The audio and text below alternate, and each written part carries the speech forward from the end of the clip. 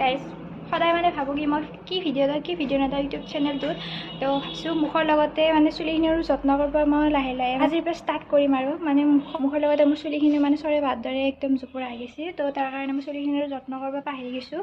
তো ভাবছোঁ আকৌ যত্ন লোৱা ষ্টাৰ্ট কৰিম আৰু তো কি লগাম চাই থাকিব